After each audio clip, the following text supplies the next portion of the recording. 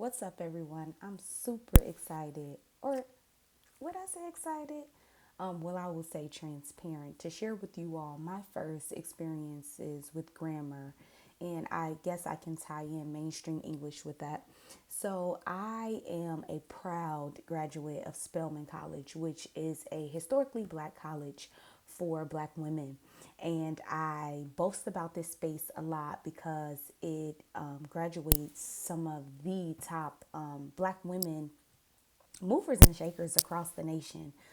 So I'm really excited to and just honored to be a part of that community. However, my first experience with grammar and mainstream English, or my understanding of it, was when I was a student there, and it was our first month. I can't remember the exact week, like how many classes had went by, but there is a course that we are required to take called the African Diaspora of the World. And in that course was when I first started to really understand or become exposed to the vast experiences of black people across the world.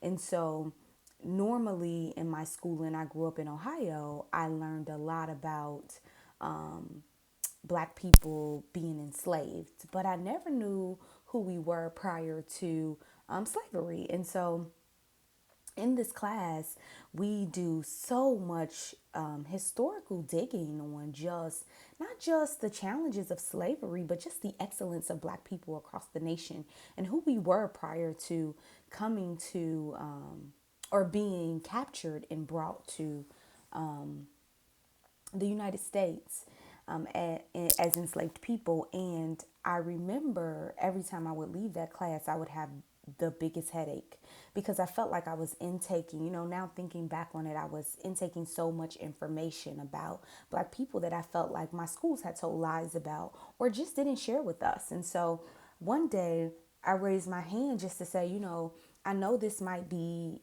common knowledge for some people, but it's not for me. And I'm really struggling with taking in all of this information all the time, but I'm really excited because I knew I was becoming a teacher, and I was just like, I can't wait until I get into the classroom so I can teach my students about all of these things, about who they were prior to this. And I remember a young lady in the class stated, "Ew, she talks so ghetto." And at that time, I was so devastated because one, I was so excited, but also going through a lot of emotions about learning who I was in the history of who we were, even though I couldn't pinpoint the exact space of where my ancestors originated. It was still something so beautiful that I was learning. But at that moment, the way that I spoke and the way that I put my subjects and verbs together, one of my classmates made fun of me, and I stopped speaking in class from that day until my junior year. And so the only time I would talk is if I had a presentation. I never engaged in any classroom discussions because I didn't want people to think negative things about the way that I spoke. And my junior year at Spelman College, we have to, well, you're supposed to take it your senior year, but I was a year ahead, and we have to take a seminar, two seminars. And the seminars are always focused on a black author. So I took Toni Morrison's seminar with the hardest professor ever, and her name is Dr. Michelle Height. And we always had to write these one-page double space essays every single week about one of the Toni Morrison books that we were reading. So we read all of the Toni Morrison books. And every time she would come into class, she would say, "Hey, does anybody have any questions?" And of course, I would say nothing because I was still traumatized based on the experience I had in ADW. And one day, so we would get our papers back, and I would always have 100%. And I would look around and I would see some of my classmates didn't have 100%. They were failing, but I would just like close my notebook and just kind of be quiet and listen. And then the third time on my essay, I got a response that says, "Come see me." And of course I freaked out because I'm like, oh my gosh, I got two 100s or like 90 something. And now I have a note that says, "Come see me." And so I went to Dr. Height's office, and she said, "Why don't you talk in my class?" And I was like, "Because I don't have anything to say." And she was like, "So I'm going to ask you one more time. why don't you talk in my class? And I was just like, because I don't have anything to say. And then she's like, okay, so I guess you think this is optional that we're going to talk about this. And then I just burst into tears.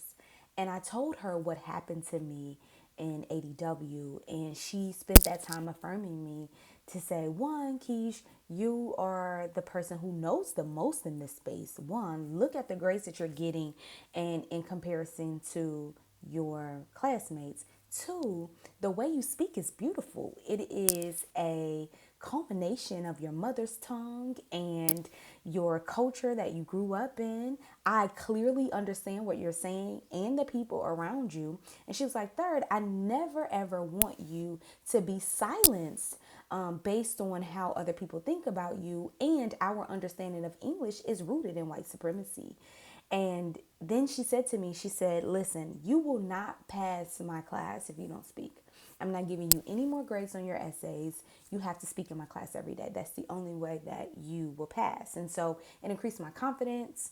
Of course, I was terrified. So every single class period, she would come and say, hey, Miss Woods, do you have anything to share today? And I would say, take a breath and just get through it. And so yeah, that was my first experience with grammar and mainstream English. Thanks, guys, for watching.